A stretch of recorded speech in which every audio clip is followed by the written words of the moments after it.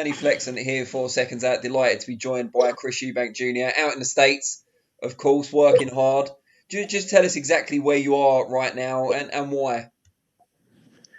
Right now, I'm in Pensacola, Florida. I just woke up a couple minutes ago, so I got the sunglasses on because I look a bit tired. But yeah, Florida, middle of nowhere, Pensacola. It's a strange little city, but that's where this is where Roy lives, and Roy's the top coach. He's the head coach now. So this is where I'm at. This is where I'm training, and this is where I'm going to be based for a little while now. How much of the last 12 months have you actually been in Pensacola? Because last time we spoke, you were there. Yeah, I've been here for pretty much the whole year. I've had like a couple of breaks. Went to watch the Gervonta Davis fight in Texas. I've been to LA. I've been to Vegas. I've been to Miami. But most of the time has been spent here. Those were just little trips here and there, just to break up the monotony of being, in Pensacola alone. But yeah, most of the time it's been here with Roy, and it's been a hell of an experience. And you're staying on the farm with Roy. It's not that you're staying in a hotel and just working with him during the day. You're actually, in-house with Roy Jones. No, so he has an apartment out here. So I'm staying at his apartment, which is close to his house, his home. And we haven't had the chance to see you in the ring for nearly a year now. I think it was actually a year yesterday, so just over a year since you were last in the ring. So we haven't got to see what you've been learning from Roy Jones Jr., but clearly he's a legend of the sport. You've spent a long time with him. What are the main differences you've noticed in yourself since working with him? Just how I approach the sport mentally, really. My boxing IQ, just the small things that I kind of have been looking past over the last few years, that, they are small things, but those small things add up to make a big picture. And, I was kind of, I wasn't focusing on some of the things that, really are important if you're going to, gel everything together and make everything look good and make everything work well. So yeah, he's definitely upped my boxing IQ and made me look at the sport in a whole new light. And when he was training for his recent exhibition match with Mike Tyson, which went down incredibly well, did really well on pay-per-view, I'm sure you've seen. How did that balance in terms of him training you and fighters and working on himself at the same time? Yeah, he's a different breed, man. Like, the week of the fight, he's training me. He'd do his workout, and then he'd go and train me. Like the week of, and he's about to fight Mike Tyson in a few days. So it just blows my mind. And then 2 days later, we're back in the gym. After he's fought Mike, we're back in the gym and he's training me again.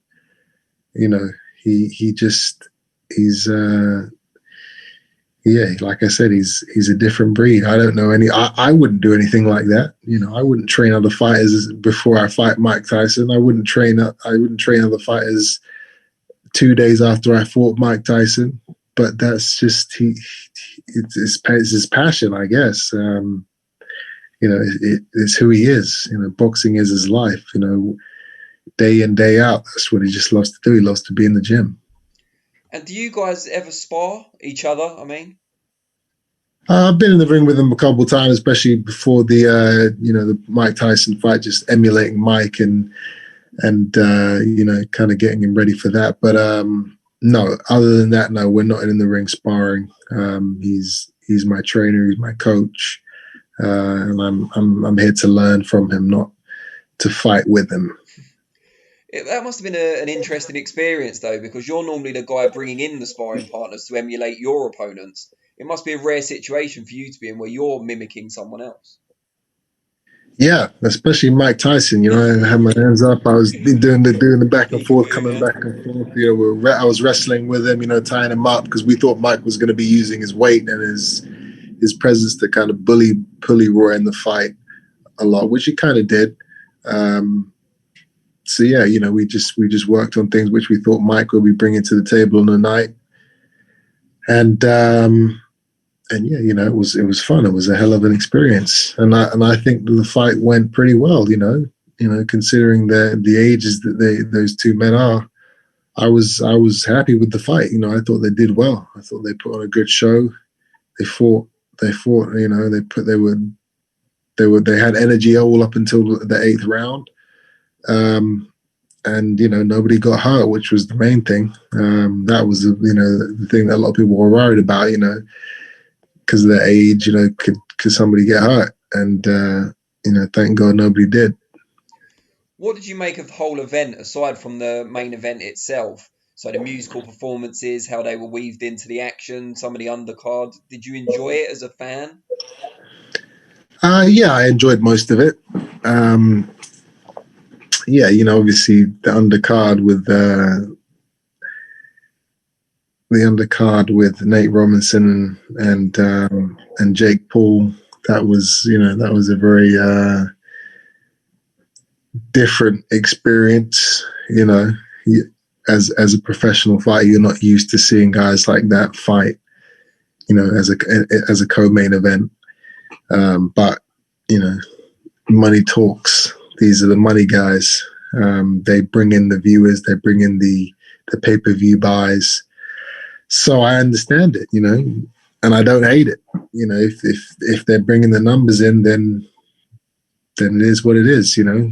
Some guys, it doesn't matter how big you are in the sport or how good of a boxer you are.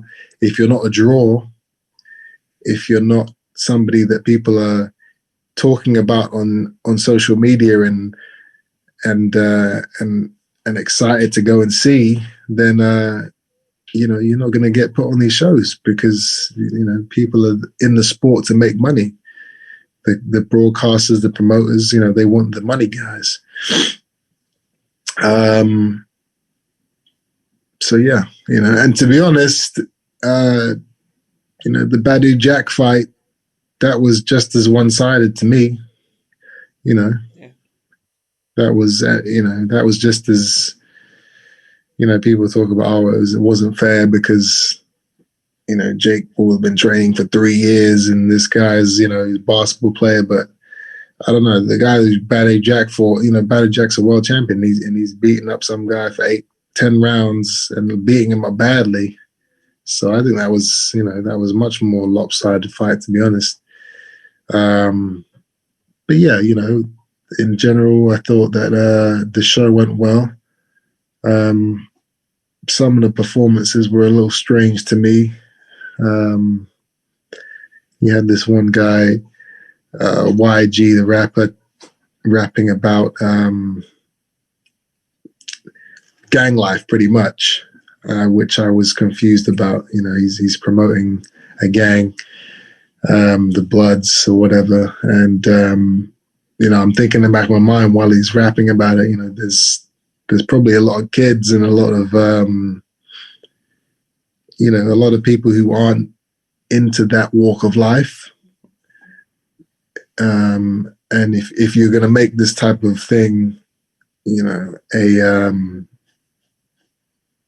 regular event, and you want to promote it and you want people to get really involved and behind it, you shouldn't really be bringing that type of I don't know, that type of scene into the event, in my opinion. But aside from that, the performances were good. I like Snoop Dogg on the commentary. As the commentary. I thought that was funny, and yeah, overall, all in all, I thought it was a very good show. And was there ever any discussion in the lead up of you being on the show or playing any role? Yeah, there was. They were trying to get me on the bill, but it just came down to opponents and my promoter and stuff like that.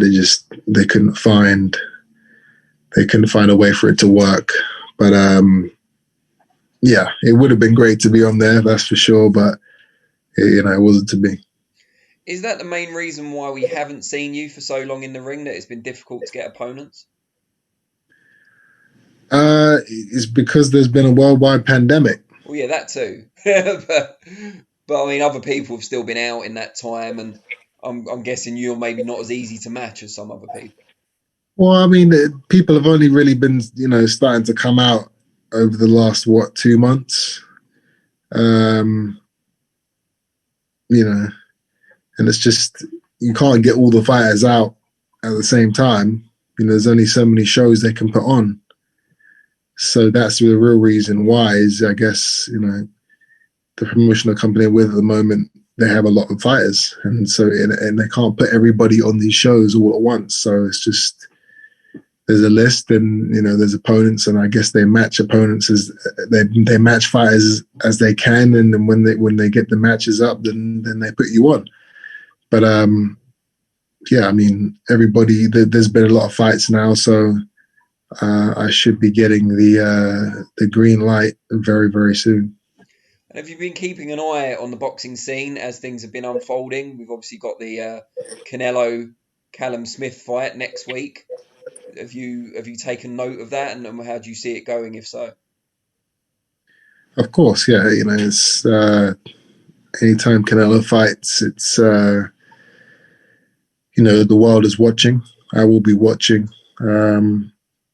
Especially because, I'm trying to fight the guy. He has the WBA world title, and I'm the interim world champion. So that fight is, I'm number one contender for his belt, which he shouldn't actually have because you're not supposed to have belts in multiple weight classes, but he has it. So the fight needs to happen. I don't think that Smith is going to be able to do too much damage. I don't think he's going to be that effective against a fighter like Canelo. The style that Canelo has, I don't think it works well against Smith, as we saw against John Ryder. Them come forward guys as compact, short, inside fighters. They seem to give Smith a lot of trouble. So, yeah, I think it's going to be a tough night for him. We saw weekend just gone, Billy Joe Saunders defend his WBO super middleweight belt against Martin Murray. Won a lopsided decision. Did you manage to catch that over in the States? No, I wouldn't. I wouldn't waste my time watching something like that. And I've got better things to do. Is that still a viable option, a rematch between yourself and Saunders? Is that always something that will be there for both of you, do you think? It's always going to be there. I can't say it's not. I can't say it's not a viable option or an exciting opportunity, because it is. But it's been so many years that now the fight's supposed to have been made, and then it gets cancelled, and then there's issues with contracts, and so I've given up on it. It's not in my mind. One day we'll get a call, Eddie or whoever Billy Joe Saunders is with at the time will call us and say, all right, we've got a date, we've got a number, let's go. And, we'll make it happen. But that day hasn't come yet. So, and I'm not waiting for it because there's too many other big names out there. So yeah, it will happen, but when it will happen, I couldn't tell you. Talking about the big names, when Canelo needed an opponent, when Triple G needed an opponent, you don't get talked about perhaps as much as you would expect, given you are still a very big name. Why do you think that is? Why aren't they suggesting you for these big name fighters? It's a good question. I'm not a comfortable guy to be in the ring with. These guys don't want this smoke. They don't want this fire. They want easier options. That just seems to be the case, so, all I can do is get myself in a position to get these fights, in a mandatory sense, which I have. I'm mandatory to fight for the full WBA title. So it's not even about the talk anymore. It's the fact that I've earned the right to fight for that belt, which is why Canelo needs to fight or he needs to vacate, because that belt hasn't been defended in a long time now. But yeah, these guys, they're just, I would want to get in the ring with me. So I don't blame them, but it's going to get to a point where there's nowhere else to go. You can't keep running. And when that time comes, it's going to be a great day for me and for the boxing fans, because as you guys know, it's always exciting. It's always a special event when I jump into the ring. Is it frustrating though to be overlooked at times? I mean, you're obviously not just in the sport for the money. You're out there, you're trying to better yourself for the best part of a year. Pensacola, Florida, it's not Miami, no disrespect to Pensacola, but you're clearly putting the work in to make yourself a better fighter. It means something to you. So it must be frustrating at times when you get overlooked for these mega fights. Absolutely. I mean, and that's one thing people need to understand. I don't need to be here. I don't even need to box anymore. I've made a great amount of money. I could retire if I wanted to, but obviously that's not in the cards. It never will be. But I don't have to be in Pensacola, Florida. I could be anywhere in the world. Right? I could be in Vegas. I could be in Miami. I could be in England with my family, my friends. But I'm in the middle of nowhere on a farm every day, getting chased by chickens and pit bulls and peacocks and turkeys. And I'm not a farm guy. I'm not even really an animal guy, but I'm living that life because I love the sport. I love to improve. I love to learn new things. I love to train. I love to be around greatness. And that's a reference to Roy Jones. I could be in Vegas. I could be training at Floyd's gym and, be in my penthouse suite every day with, in the casinos, gambling and partying and doing all that stuff. I could do that, but I'm not. And I think that says a lot about me and my mindset, I wouldn't say I've been overlooked. I've been avoided. That's the word. These guys don't want to fight me, but I just have to keep getting in the ring, keep getting these wins, and like I said, eventually there's just not going to be any other options. They're going to have to fight. They're going to have to put their towels on the line.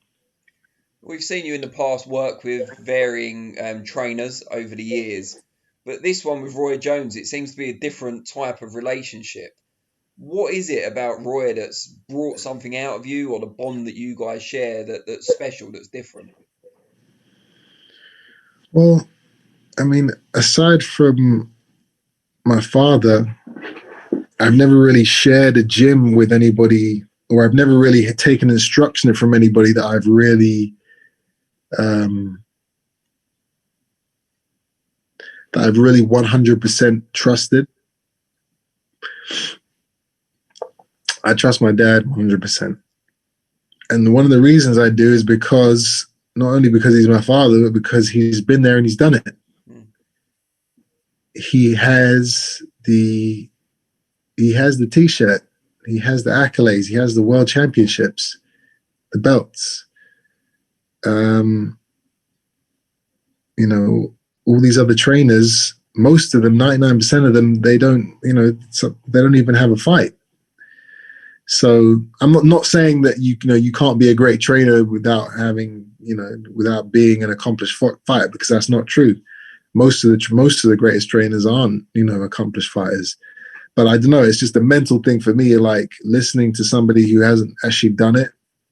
it's just hard for me to really believe, or like, how do you know? How do you know this is going to work? That's always been a thing for me personally, which is why I've kind of trained myself for so long, because I just haven't been able to really, really fully trust somebody with the entire aspect of my training. But with Roy Jones, how could I not trust it? Of course, he's been there, he's done it, and not only has he been there and done it, he's done it in a way and in a fashion that is I've never seen any other fighter in the world do. In terms of his speed, in terms of his flair, just how he was as a fighter, it was amazing. And I've always looked at him and actually like go, throughout my career, especially as a kid coming up, I always look at Roy's fights and I'd be like, I'd try and take things, I try and do things that he did, So, I fully trust everything he's saying, and not only that, he's big on repetition. So he'll tell you to do something, and then we'll do it for 20 rounds. And that's not an exaggeration. We'll be practicing for 20 rounds straight, and that kind of burns his teachings into your mind. And then when you get into the sparring sessions and you start doing it, it's like, wow, okay, yeah, this works. That works. That little tweak there is nice, So I don't know, his training, it's not for everybody. Some guys wouldn't be able to just focus for 20 rounds on one thing. It really isn't for everybody, but, and I think that if you don't have that natural athletic ability, then a lot of what Roy's teachings are probably wouldn't work. I don't think that if you got some big heavyweight coming into the Roy's camp, I don't think they would be able to really benefit from his teachings, because there's only a certain type of fighter that can really do and understand the things he's saying. But I do.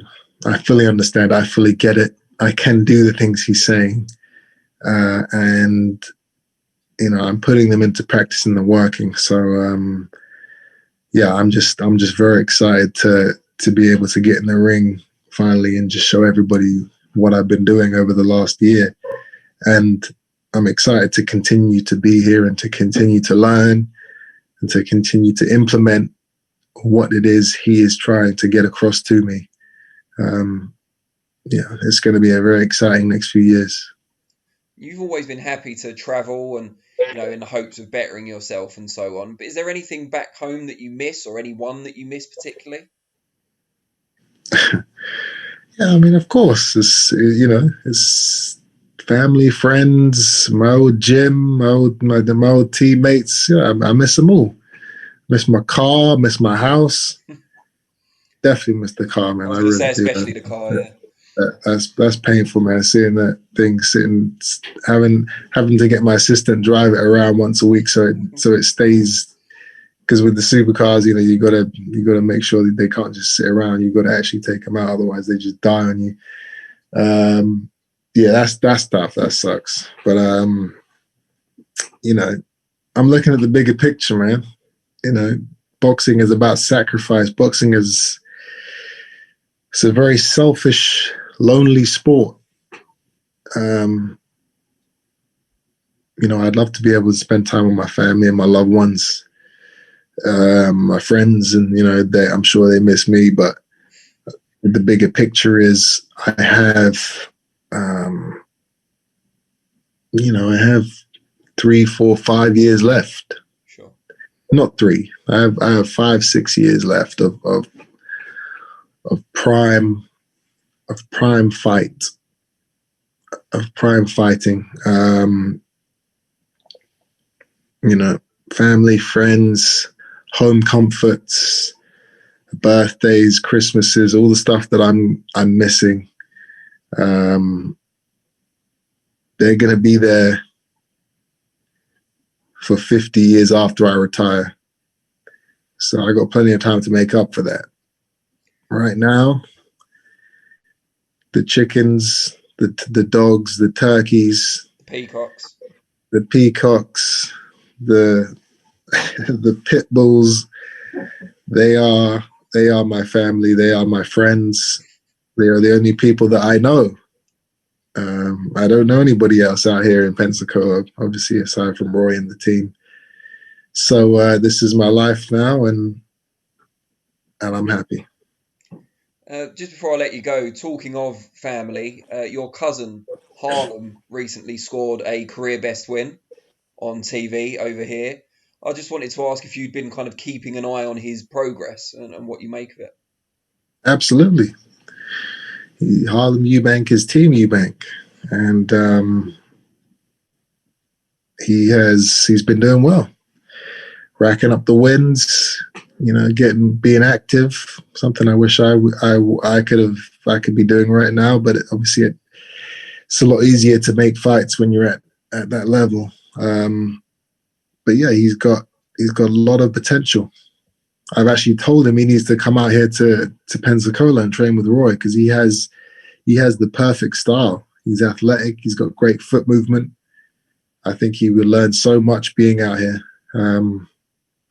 But obviously, you got the travel ban at the moment, so it's tough. But as soon as that's lifted, I'm gonna really impress on him to come out here and experience what Roy has to teach, because I think it would benefit him, especially in a real way. Great stuff. Well, it's been brilliant to catch up with you. I hope you enjoy the rest of your day with the peacocks and bulldogs, and I don't want to miss any out. Chickens, the Everything. menagerie you've got going on there.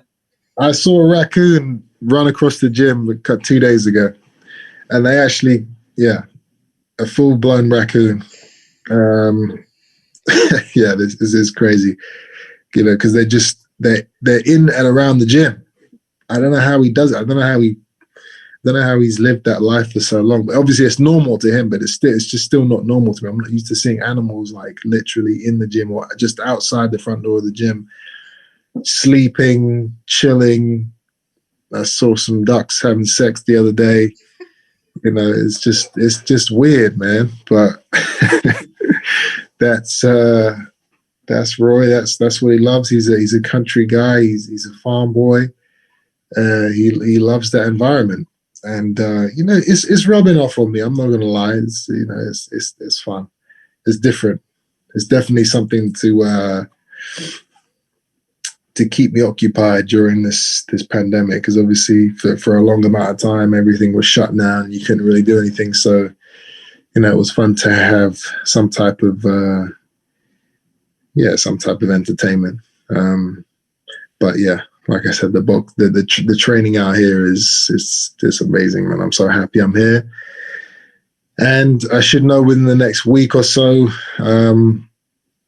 more on when I'm fighting. So when I find out, I'll let you guys know. Yeah, that'd be great, and we can catch up again once you've got a date and an opponent. That'd be brilliant. Yes, sir. Great stuff. All right, we'll take care, and we'll speak to you again soon.